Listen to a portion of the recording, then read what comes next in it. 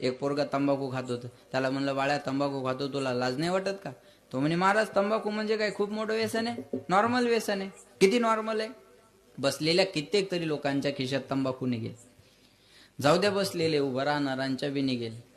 जाऊ द्या उभं राहणारे, कदाचित एखाद्या सांगणाऱ्या कीर्तनकाराच्या खिशात बी निघेल, माझ्या नाही. हा, कुणाच्या तरी निघेल.